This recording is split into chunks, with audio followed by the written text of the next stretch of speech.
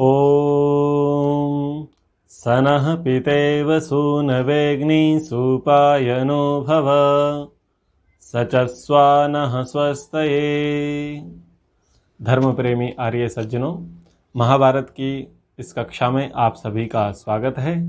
और आज हम आरंभ कर रहे हैं महाभारत के आदि पर्व से। सर्वप्रथम हम पढ़ेंगे अवतरणिका महाभारत की। तो अवतरणिका का जो प्रारंभिक श्लोक है वह इस प्रकार है।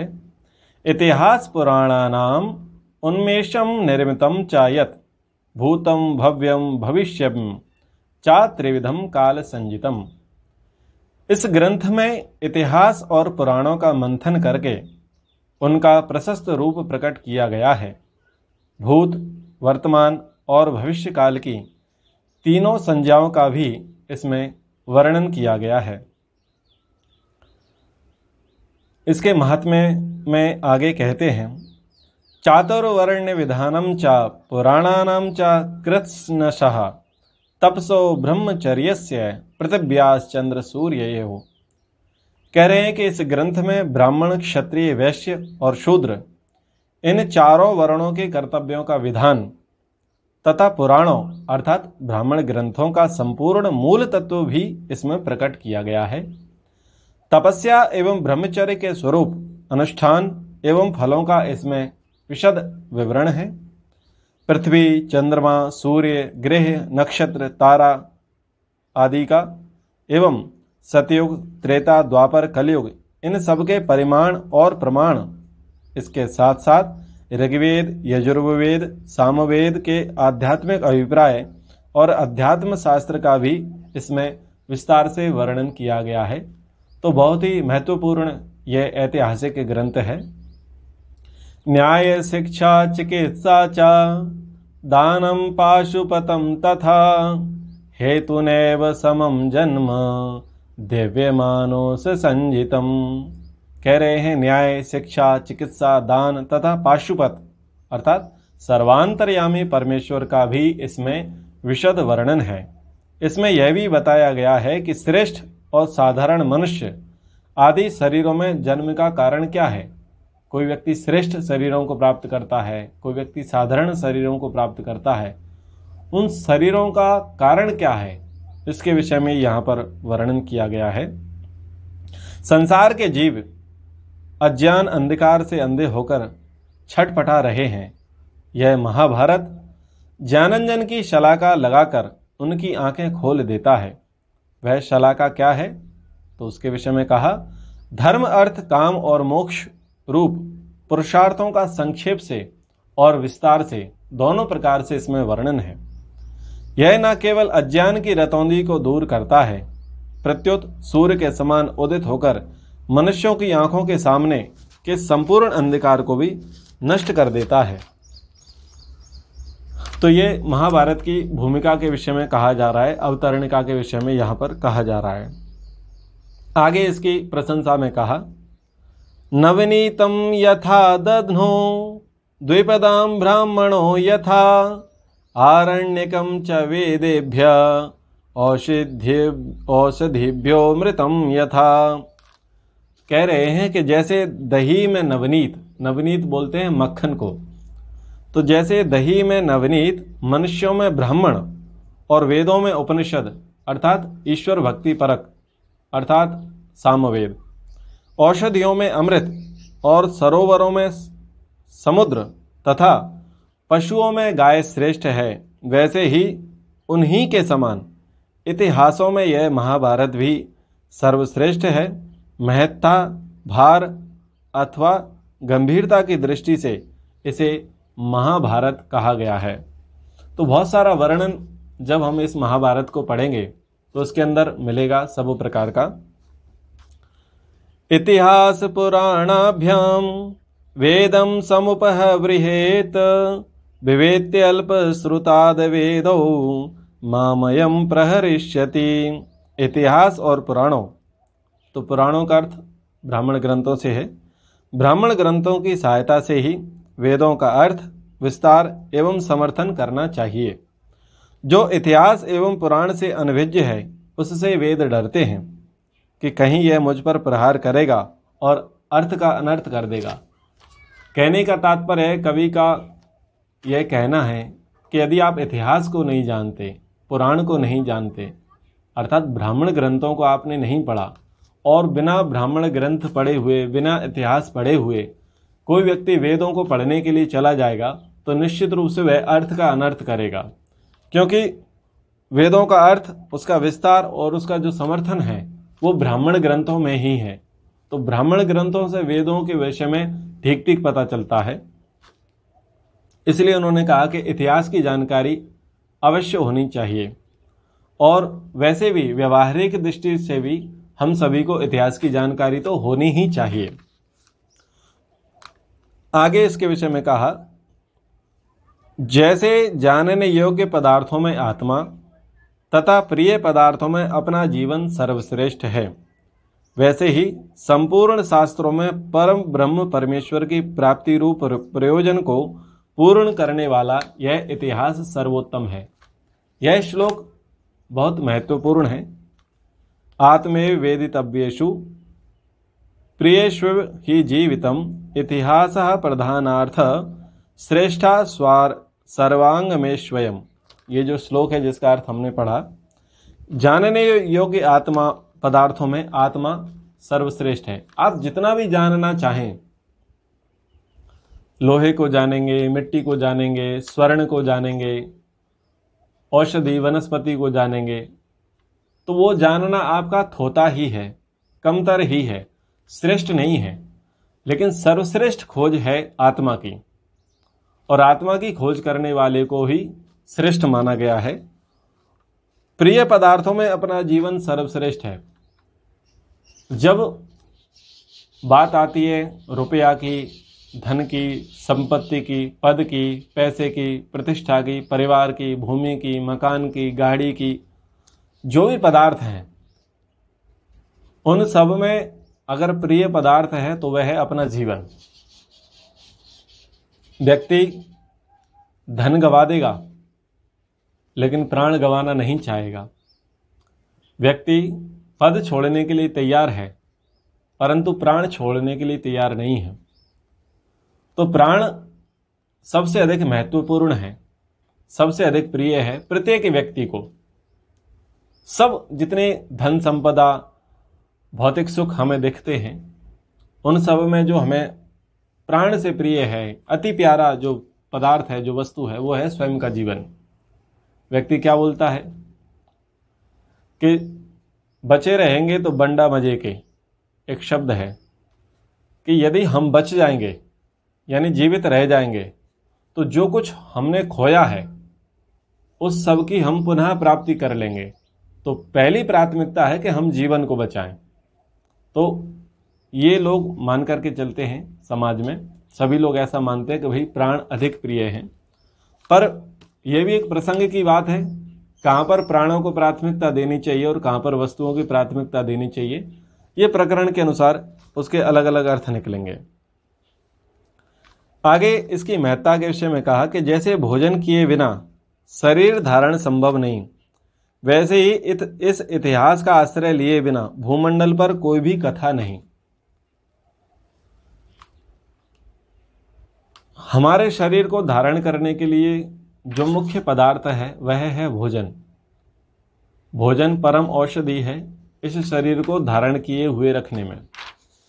अब कोई साहित्यकार है, कोई कथाकार है, कोई पुराण लिखने वाला है, तो यदि वो लिखना चाहे और यदि वह महाभारत का आश्रय नहीं लेगा तो उसका साहित्य, उसका सार फलीभूत नहीं हो सकता, दीर्घजीवी नहीं हो सकता। तो जैसे कि कल की कक्षा में मैंने कहा कि बहुत सारे संस्कृत के साहित्यकार हुए, हिंदी भाषा में साहित्यकार हुए, रीति काल के हुए, भक्ति काल के हुए, अलग अलग प्रकार के साहित्यकार हुए संस्कृत व हिंदी भाषा में। अन्य भाषाओं में भी रहे, उनकी तो मुझे जानकारी नहीं है। तो उन्होंने जो भी साहित्य रचना की, उनकी साहित्य रचना का जो मूल क्लेवर है, मूल आधार है, वह महाभारत ही है। जैसे कि किरातार्जुनीयम ये संस्कृत नाटक रहा, अभिज्ञान शकुंतलम ये संस्कृत नाटक रहा, नैषधीय चरित्रम नल दमयंती उपाख्यानम, ये जो संस्कृत के नाटक रहे, तो ये सब के सब महाभारत पर ही निर्भर हैं, उसी पर आश्रित हैं। उसी के आधार पर ये ग्रंथ लोगों ने लिखे, संस्कृत के नाटककारों ने लिखे, इतिहासकारों ने लिखे। तो वैसे ही इस इतिहास का आश्रय लिए बिना भूमंडल पर कोई कथा नहीं हो सकती। तो ये इस प्रकार से यहाँ आदि पर्व के प्रथम अध्याय में एक अवतरणिका के रूप में ये श्लोक हमने कुछ पढ़े। अब कथा प्रवेश आरंभ है और महाभारत कथा का महत्व यहाँ पर बताते हैं। तो सबसे पहले जिनका नाम आया है वक्ता के रूप में वह हैं सौती, जिनको उग्रश्रवा भी कहा गया है। तो प्रकरण यहाँ से आरंभ होता है कि शौनक जी को कहते हैं उग्रश्रवा जी कि जब विद्वान महर्षि कृष्ण द्वैपायन ने यह सुना कि राजा जन्मेजय सर्प यज्ञ की दीक्षा ले चुके हैं, तब वे वहां पर आए। महाभारत की कथा का आरंभ यहां से होता है। राजा युधिष्ठिर थे, उनके छोटे भाई रहे अर्जुन, अर्जुन के पुत्र हुए अभिमन्यु, अभिमन्यु के पुत्र हुए परीक्षित, और परीक्षित के पुत्र हुए जन्मेजय। जन्मेजय ने सर्प यज्ञ की दीक्षा ली थी, और जब उन्होंने सर्प यज्ञ की दीक्षा ली उस समय कृष्ण द्वैपायन व्यास जी, वेद व्यास जी, जो महाभारत ग्रंथ के लेखक हैं, वो यहाँ पर आए उनसे मिलने के लिए। तो इस प्रकरण की कथा इस प्रकार से है कि यहाँ पर सर्प यज्ञ का विस्तृत रूप से वर्णन नहीं किया है। अन्य जगह पर जो महाभारत प्रकाशित हुए हैं अथवा टीवी पर आपने देखा होगा महाभारत में, तो वहां पर इस प्रकार से बताया गया है कि जन्मेजय ने सर्प यज्ञ किया है, बड़ा सा यज्ञ कुंड बनाया है और सभी सर्पों को पकड़ करके, सांपों को पकड़ करके उसने यज्ञ में भस्म किया है। तो अगर ऐसा किया है, ऐसा मान करके चलते हैं, तो ये तो बलि प्रथा का समर्थन हो गया। अगर कोई ऐसा अर्थ कर दे कि जन्मेजय ने यज्ञ किया, उसमें सांपों की बलि दी गई, तो ये तो बलि प्रथा का समर्थन हो गया। जबकि महाभारत बलि प्रथा का समर्थन तो नहीं करता, परंतु इस कथा से ऐसा प्रचारित कर दिया जाता है कि महाभारत में सबसे पहले सर्प यज्ञ हुआ था, तो वहां पर सर्पों की बलि दी गई थी। तो सर्पों की बलि दी गई तो अन्य पशुओं की भी कभी कभी दी गई होगी, ऐसे लोग अर्थ निकाल लेते हैं। तो इस सर्प यज्ञ को हम समझते हैं। प्रकरण इस प्रकार से है कि तक्षक नाम का एक नाग था। वो हस्तिनापुर में किसी जमाने में रहता था, जब युधिष्ठिर आदि लोग थे। तो युधिष्ठिर आदि ने इसको भगा दिया था, तक्षक को, और तक्षक को भगा दिया था, इसका अपमान कर दिया था, इसका राजपाट छीन लिया था। ये उदंड था, अभिमानी था। तो इसको उन्होंने अपने राज्य से, हस्तिनापुर से बाहर निकाल दिया था पांडवों ने। जब इसको बाहर निकाला तो ये कहाँ चला गया? ये चला गया पश्चिम में, और पश्चिम में जाकर के इसने अपना नगर बसाया, जिसको हम तक्षशिला नाम से जानते हैं।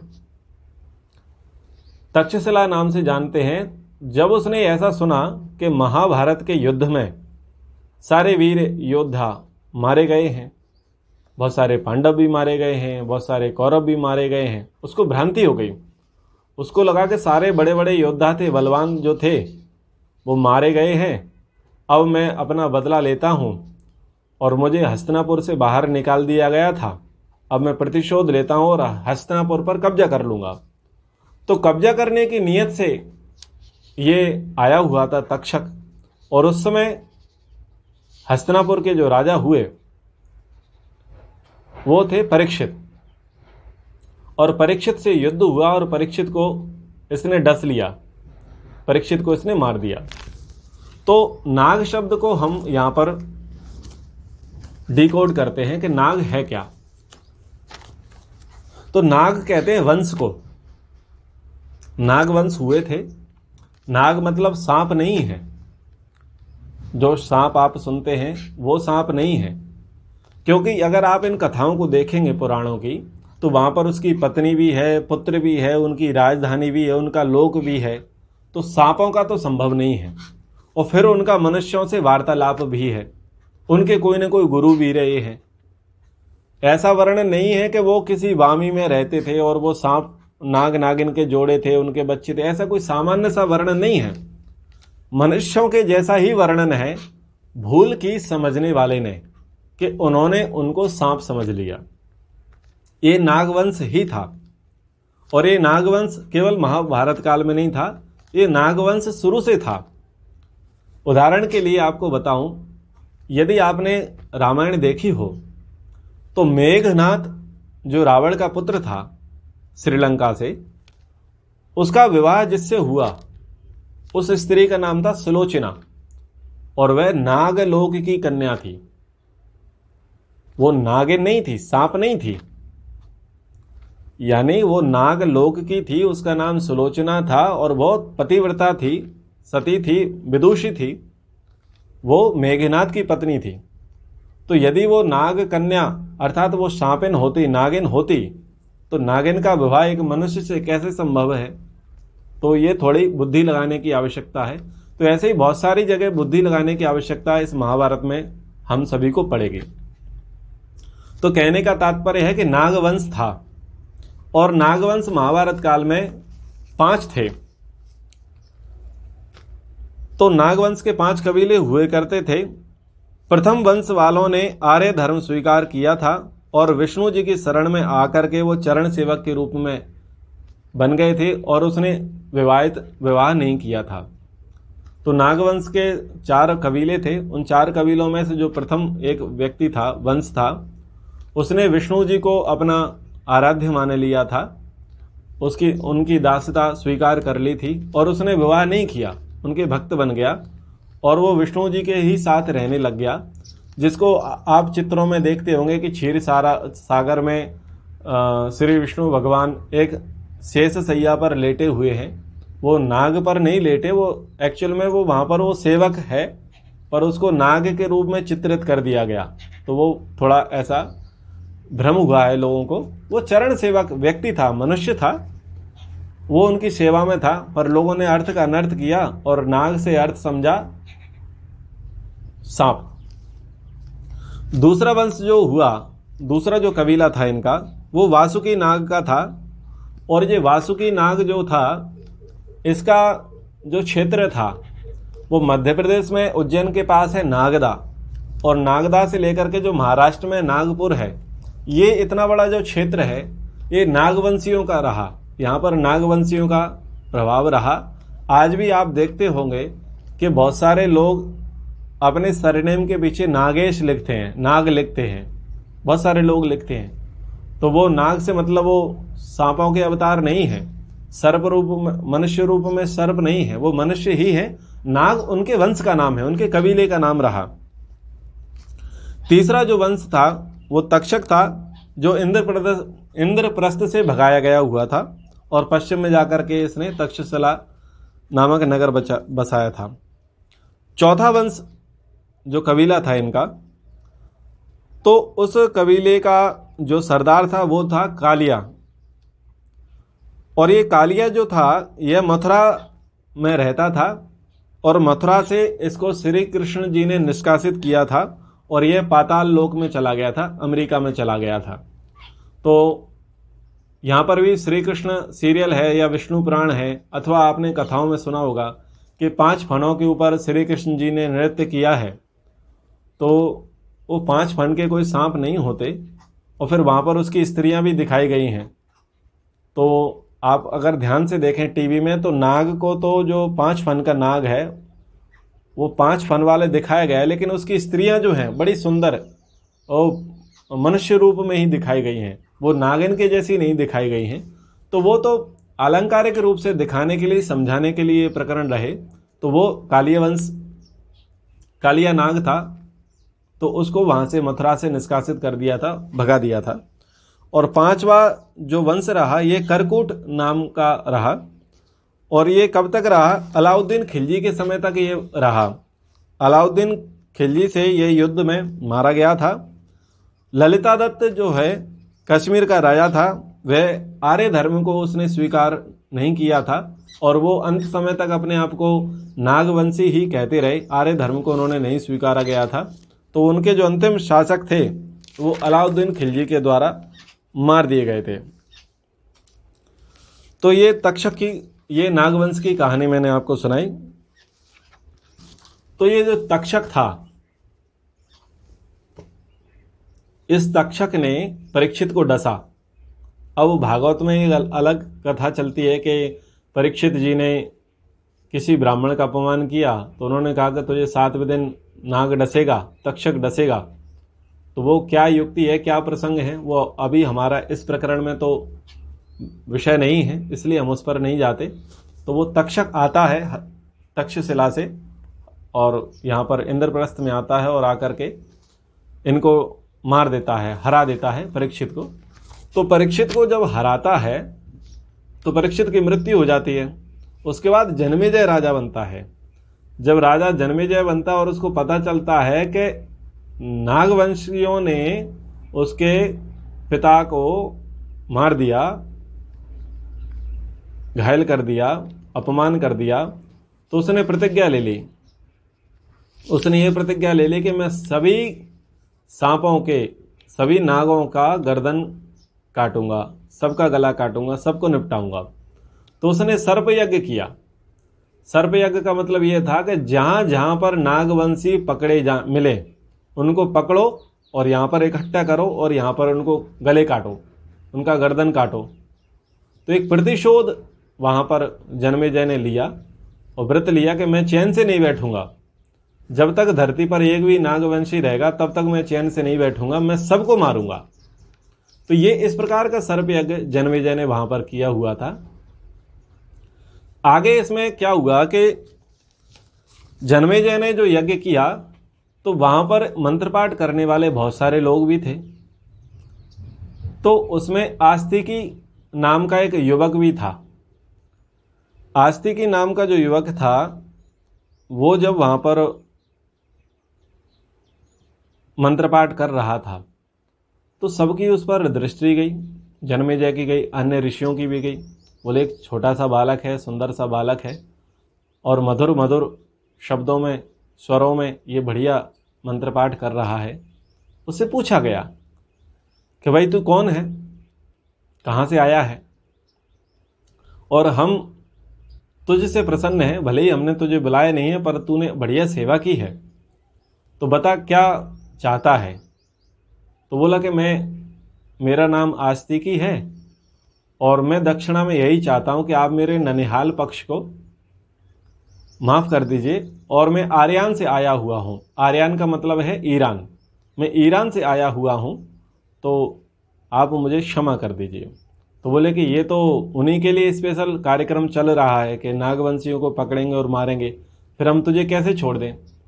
बोले नाथ, अब मैं नागवंशी नहीं रहा, मैं आर्य धर्म में दीक्षित हो गया हूँ। मेरी माता ने आर्य वंश से विवाह कर लिया है। तो जरत कारुत नाम के एक मुनि थे, उस जरत कारुत नाम के ऋषि के साथ, मुनि के साथ आस्तिकी की माँ ने विवाह कर लिया और ये आर्यान अर्थात ईरान में रहने लगे। और ईरान से ये लड़का आस्तिकी वहाँ पर यज्ञ में शामिल होने आया था, इस भाव से कि अब इनका द्वेष समाप्त हो जाए, अब कम से कम मुझे तो छोड़ दें, मेरे ननिहाल पक्ष को तो छोड़ दें। तो इस प्रकार से इसको बख्श दिया गया था, इसको क्षमा कर दिया गया था। तो ये आस्तिकी उस काल में बच गया था। तो ये इस प्रकार से सर्प यज्ञ था, जिस सर्प यज्ञ में कृष्ण द्वैपायन व्यास पधारे हुए थे। तो चूंकि वो तो पिताजी के भी पिताजी रहे, बहुत बड़े वयोवृद्ध थे, तो उनका अतिथि सत्कार किया गया। कृष्ण द्वैपायन व्यास जी का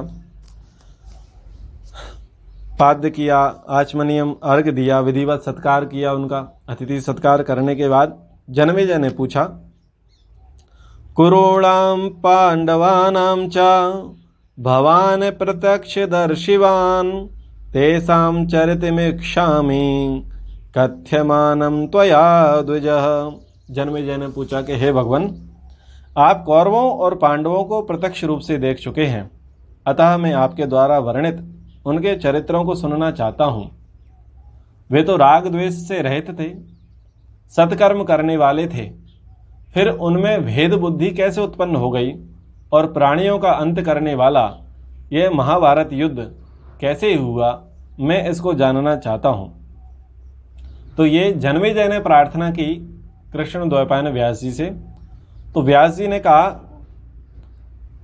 अपने निकट में बैठे हुए वैशंपायन जी से, व्यास जी बोले, हे वैशंपायन, पूर्व काल में कौरव और पांडवों में जिस प्रकार फूट पड़ी थी और जिसे तुम मुझसे पहले सुन चुके हो, वह समस्त वृत्तांत राजा जन्मेजय को सुनाओ।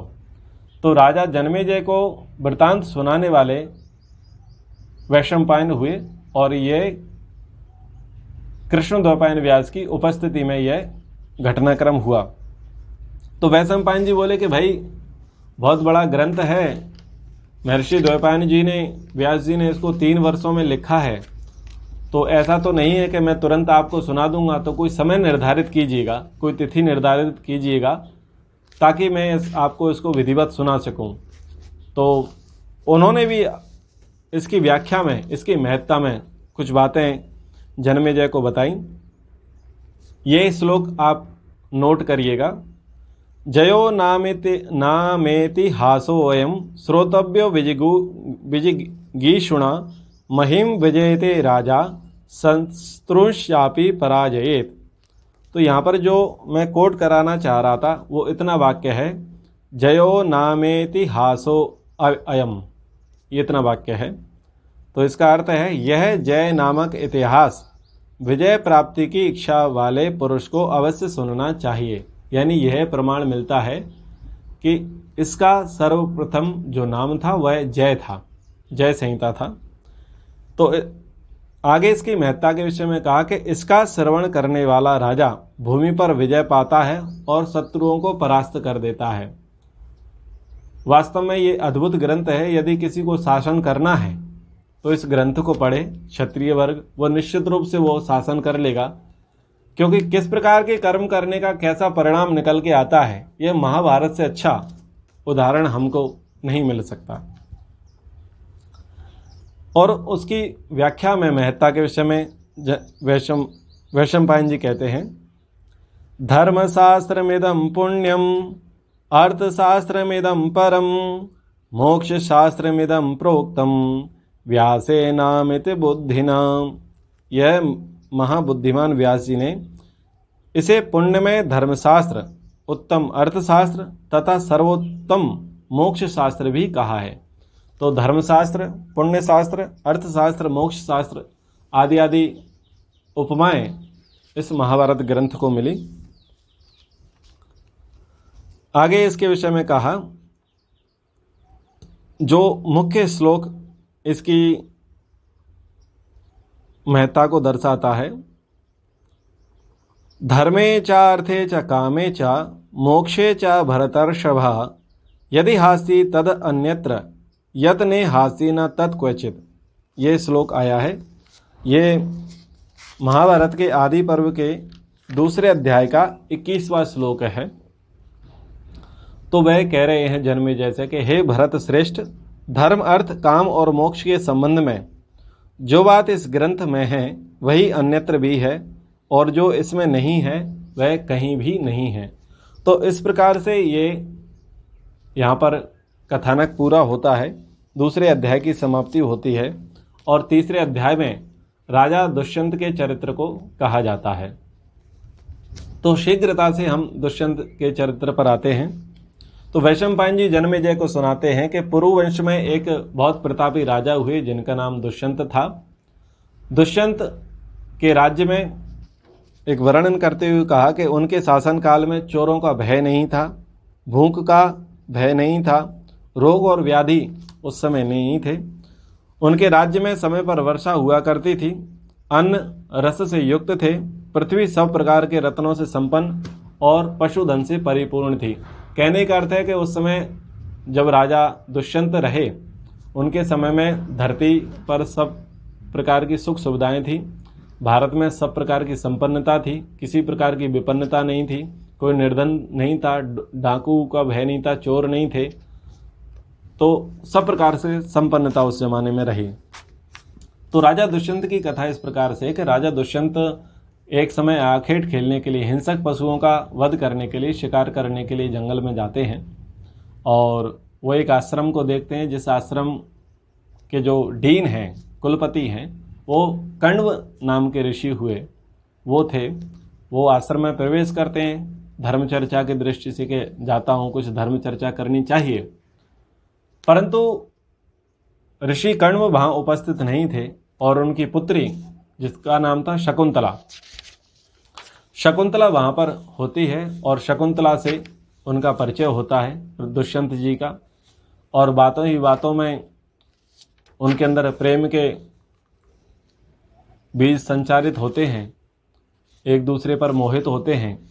राजा दुष्यंत विवाह का प्रस्ताव रखते हैं, फिर वह गंधर्व विवाह करते हैं और गंधर्व विवाह करने के बाद वो कुछ समय तक वहाँ रहते हैं, फिर राजा दुष्यंत वहाँ से चले जाते हैं।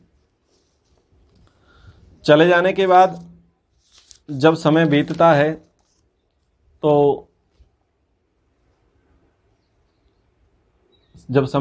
है तो वो गर्भवती हो जाती हैं और एक पुत्र को जन्म देती हैं। वो पुत्र बड़ा वीरवान है, योद्धा है। 6 वर्ष की अवस्था में ही वो रीछ भालुओं को पकड़ करके ले आता है और उन पर कमांड करने वाला होता है, तो इसलिए उसका नाम सर्वदमन रखा गया। तो यहाँ पर इस प्रसंग में कुछ नीति की, व्यवहार की, गृहस्थियों के लिए बातें हैं, उनको मैं कहता हूँ उस सारे प्रसंग को छोड़ते हुए, क्योंकि वो कथाएं आपने खूब सुनी हुई हैं। बहुत समय तक शकुंतला अपने पुत्र के साथ कण्व के आश्रम में, यानी अपने पिता के आश्रम में रह रही थी। हालांकि कण्व उनके पिता नहीं थे, उनके पिता मुख्य रूप से विश्वामित्र माने गए हैं। कण्व ने तो उनकी सेवा शुश्रूषा की है, उनका लालन पालन किया है, परंतु धर्मशास्त्र में 3 प्रकार के पिता कहे गए हैं। शरीरकृत प्राणदाता यस्य चान अन्नानि भुंजते क्रमेणेते त्रयोपयुक्ता पितरो धर्मशासने। 3 प्रकार के पिता कहे गए हैं कि जो गर्भाधान के द्वारा शरीर का निर्माण करता है वो, जो अवयदान देकर प्राणों की रक्षा करता है वो, और जो अन्न यानी भोजन देता है। इन 3 प्रकार के लोगों को धर्मशास्त्रों ने पिता की संज्ञा दी है। तो इस कारण से कण्व ऋषि शकुंतला जी के पिता हुए थे। तो कण्व ऋषि कहते हैं कि भाई अब बहुत समय हो गया है, स्त्रियों का अपने भाई बांधवों के यहाँ अधिक समय तक रहना अच्छा नहीं होता। वह उनकी कीर्ति, शील तथा पातिव्रत्य धर्म का नाश करने वाला होता है, अतः इसे शीघ्र पति के घर पहुंचा दो। ये बात महर्षि कण्व अपने शिष्यों से कहते हैं कि आप अपनी बहन को इनके ससुराल, इनके पति के पास भेजाओ। तो ये बहुत बड़ी शिक्षा है कि यदि विवाह हो गया है और विवाह होने के बाद लंबे समय तक कभी भी कन्या को, स्त्री को पति के घर को छोड़ करके किसी अन्य घर में नहीं रहना चाहिए, क्योंकि अगर वो लंबे समय तक मायके में रहेगी तो वो उसकी कीर्ति, जो इज्जत है, उसको ख़त्म करेगा, जो उसके अंदर शालीनता है उसको भी ख़त्म करेगा, और जो पति के प्रति प्रेम, अनुराग, श्रद्धा है वो उसको भी ख़त्म कर देगा। ये संकेत करना चाहते हैं कि विवाह के पश्चात स्त्री को पति के घर ही रहना चाहिए।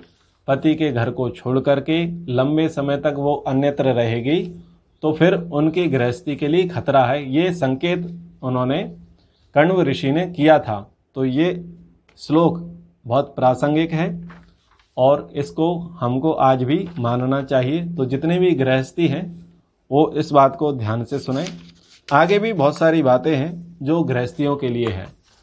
तो शकुंतला को राजा दुष्यंत के पास भेज दिया जाता है। राजा दुष्यंत के पास जब वो जाती हैं तो अपने 6-7 वर्ष के बच्चे को भी लेके जाती हैं। तो भरत से उससे दुष्यंत को बोला जाता है कि प्रभु, मैं आपकी पत्नी हूँ, या आपका पुत्र है, आप संभालिए। तो उसने कहा कि भाई मैं तो तुझे नहीं जानता, तेरा मेरा विवाह कब हुआ, ये पुत्र कब हुआ, आदि आदि सारी बातें वहां पर होने लगी। तो परीक्षा की दृष्टि से वो सारा प्रकरण चला। तो ये शकुंतला जो है वो बड़ी दुखी हुई कि मैं तो बड़ी उम्मीद के साथ आई थी, इन्होंने कुछ वर्ष पहले विवाह किया था और वचन भी दिया था कि पुत्र जो है राजकुमार बनेगा, इसका राज्याभिषेक होगा, और अब तो ये मुझको भी नहीं स्वीकार रहे और पुत्र को भी नहीं स्वीकार रहे। तो क्रोध में, आवेश में आकर के पत्नी शकुंतला अपने पति दुष्यंत को कुछ बातें कहती हैं, उपदेश देती हैं। वो उपदेश सभी पतियों को सुनना चाहिए। एक पति का क्या कर्तव्य है, वो बातें यहां पर शकुंतला सुनाती है। कहती है कि महाराज दुष्यंत, यदि मेरे उचित याचना करने पर भी आप मेरी बातें नहीं मानोगे तो आज ही आपके सिर के सैकड़ों टुकड़े हो जाएंगे। क्रोध में वो कह रही है। आगे श्लोक आते हैं, उनको मैं पढ़ता हूं और उनके अर्थों को कहता हूं। भार्या प्रति संप्रविश्य सा यस्मात् जायते पुनः जाया यस्तद्धि जायत्वं पौराणाः कवयो विदुः। ये श्लोक आया है। पति ही पत्नी के भीतर गर्भ रूप में प्रवेश करके पुत्र के रूप में जन्म लेता है। यही जाया, जन्म देने वाली स्त्री का जायत्व है, जिसे पुराण वेत्ता विद्वान जानते हैं। बहुत बड़ी बात यहां पर कही है। पुनः पढ़ता हूं। पति ही पत्नी के भीतर गर्भ रूप में प्रवेश करके पुत्र के रूप में जन्म लेता है। जो संतान पैदा होती है वो संतान कोई दूसरी पार्टी नहीं होती, मतलब कुछ यूनिक अलग सी चीज नहीं होती। हमारा जो हम हैं, जो माता पिता हैं, उसी का ही प्रतिरूप संतान होती है। जैसे हम स्वयं को देखते हैं प्रतिबिंब में, शीशे में देखते हैं, मिरर में देखते हैं, दर्पण में देखते हैं, तो हम किसको देखते हैं? हम स्वयं को देखते हैं। तो जो संतान है, जो पुत्र अथवा पुत्री है, वह कौन है? वह हमारा ही प्रतिफल है, हमारा ही प्रतिरूप है, हमसे ही उत्पन्न है, क्योंकि वो माता और पिता दोनों के द्वारा उत्पन्न है। तो जो तीसरा व्यक्ति आपके घर में आया, जो संतान रूप में आया, वो कोई अलग नहीं है। ठीक है, उसके गुणकर्म स्वभाव कुछ अलग मिलेंगे, उस आत्मा की अनंत यात्रा अलग होगी, परंतु उसके बहुत सारे गुण, बहुत सारे कर्म, बहुत सारे उसके स्वभाव वही होंगे जो आपके हैं। तो उसको कहेंगे जेरॉक्स कॉपी। वो एक प्रकार से आपकी जेरॉक्स कॉपी ही होती है। तो इसको समझना चाहिए। और आगे आप खूब सुनते होंगे नरक के विषय में कि पुत्र जो है पिता को नरक से तारने वाला होता है। ये प्रसंग कहाँ से आया? तो ये प्रसंग यहां से है। श्लोक में पढ़ता हूं। पुन्नाम्नो नरकाद यस्मात् त्रायतम पितरः सुतः तस्मात् पुत्र इति प्रोक्तः स्वयमेव स्वयंभुवः। पुत्र, पुत्र अर्थात दुख, दुख नामक नरक से पिता का त्राण करता है, अतः साक्षात ब्रह्मा जी ने उसे पुत्र रूप कहा है।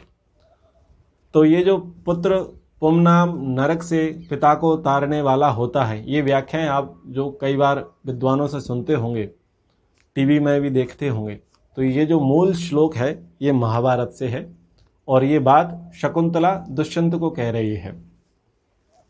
अब पत्नी के विषय में शकुंतला कह रही कि पत्नी कैसी होती है।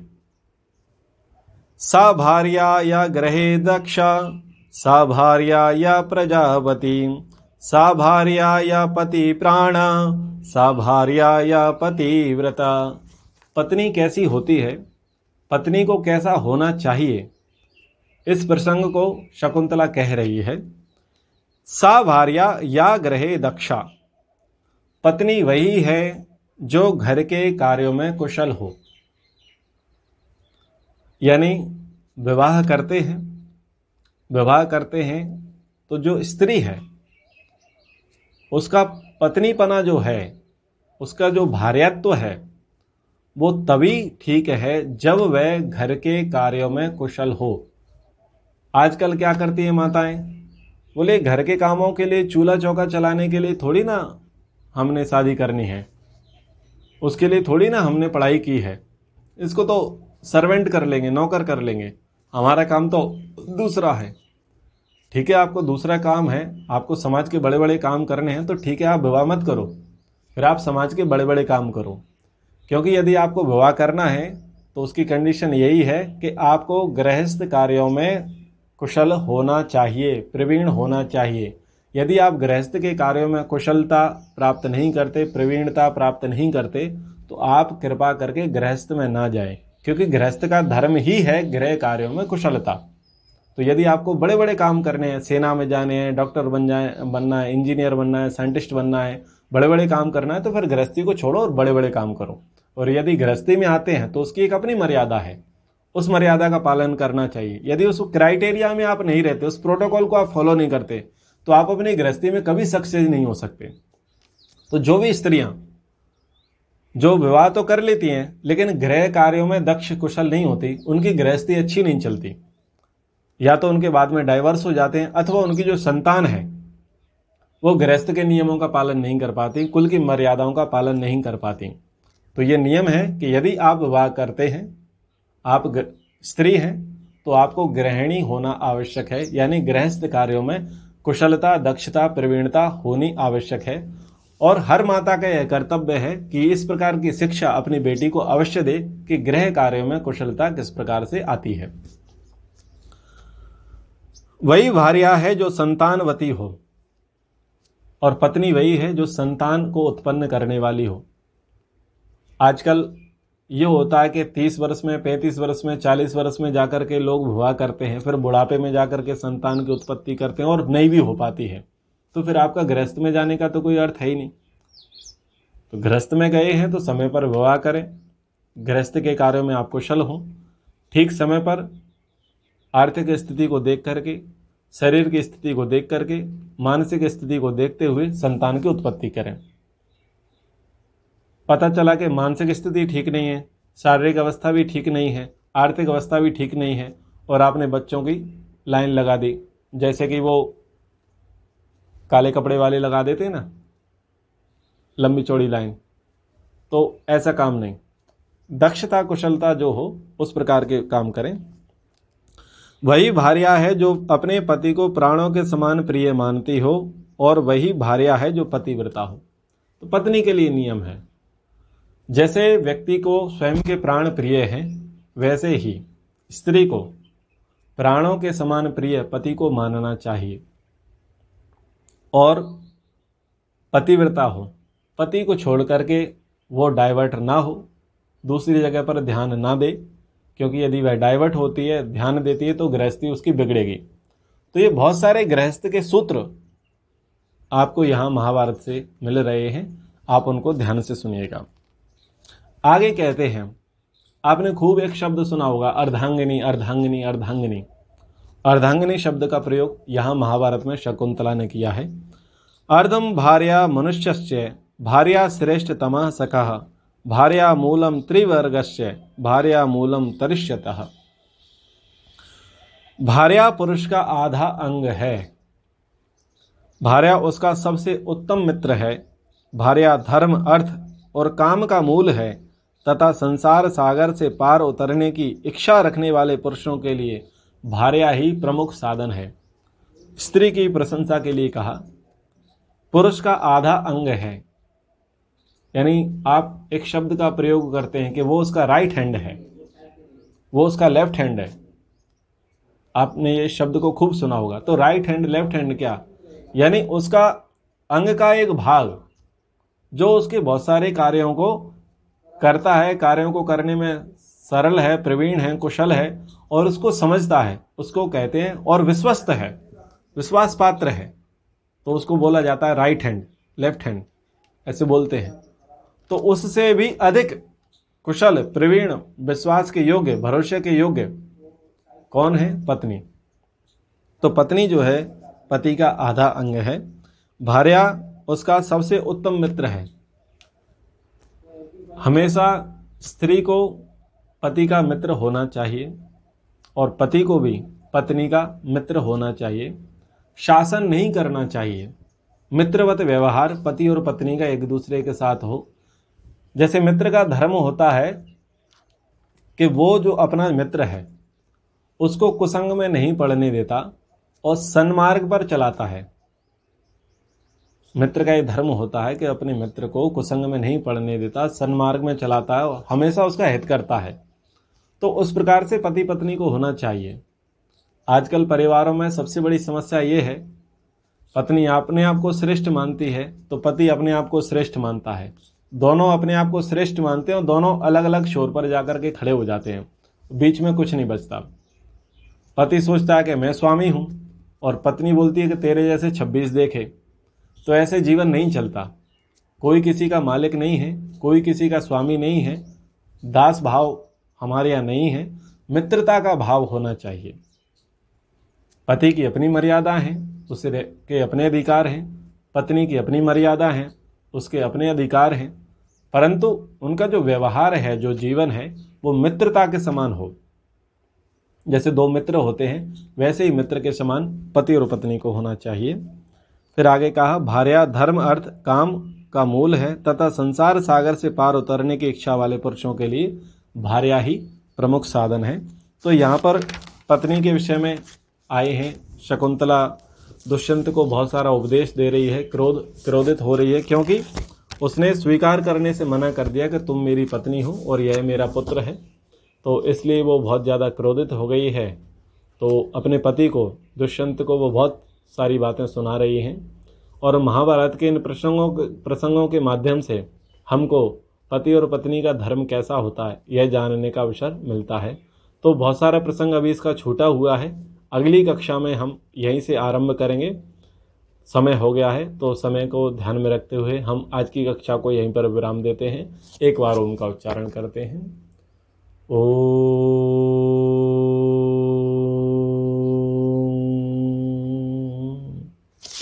सर्वेभ्यो नमः।